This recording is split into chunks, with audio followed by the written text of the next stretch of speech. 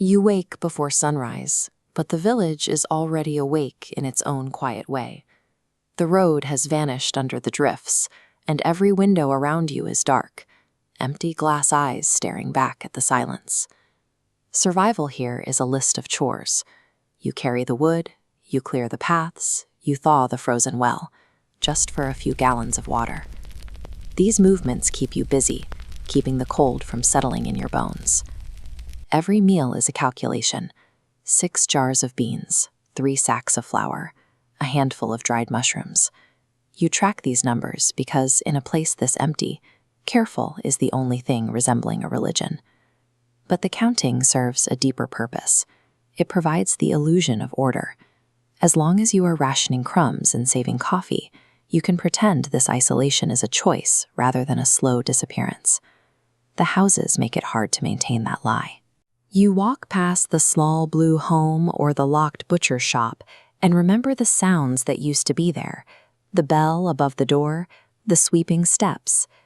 Now they are just frozen monuments to the families who fled. You realize you are carrying the heavy weight of the last heartbeat. If you stop moving, the village truly dies. Every time you scrape a bowl or light a fire, you are feeding the final pulse of a place that everyone else gave up on.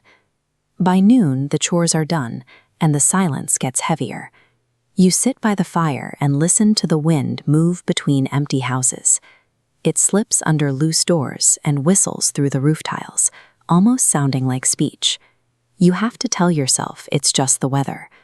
Because when an entire village is empty, the silence stops being a lack of noise. It starts to feel like a tension, as if the architecture itself is holding its breath, waiting to see what you'll do next. Then, one afternoon, the chapel bell rings. Just once. The sound rolls over the village, deep and cracked, disappearing into the white hills. You stand frozen in the square, staring at a tower that hasn't been touched in weeks.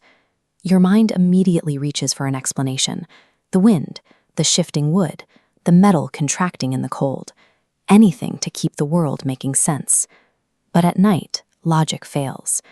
You check the door 3 times, because the darkness makes every alley look deeper than it should. Loneliness makes shapes out of shadows, turning every window into a pair of watching eyes.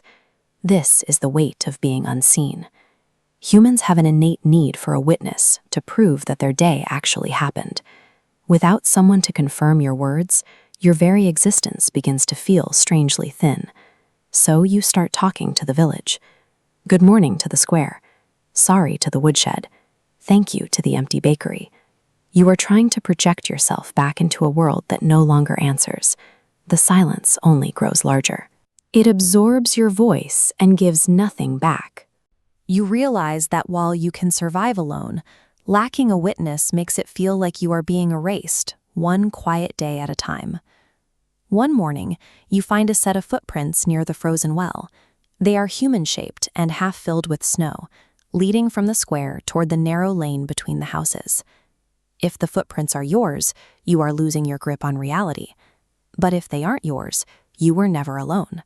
Internal or external, the result is the same. The safety of the village has vanished. That night, a storm hits. Amidst the roar of the wind, you hear the distinct sound of a door opening, the groan of swollen wood dragging against the snow. It's coming from across the square, at the carpenter's house.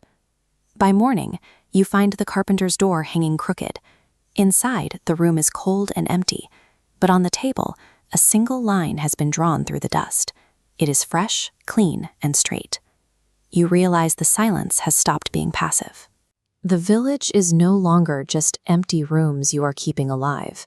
It has become a place where every shadow and every creak carries a sudden, deliberate intent. You pack what you can carry: food, matches, a knife, and flee. You leave the memories behind because they have become too heavy to carry through a storm this thick. You struggle to the mountain ridge and look back one last time. From this height, the village looks peaceful.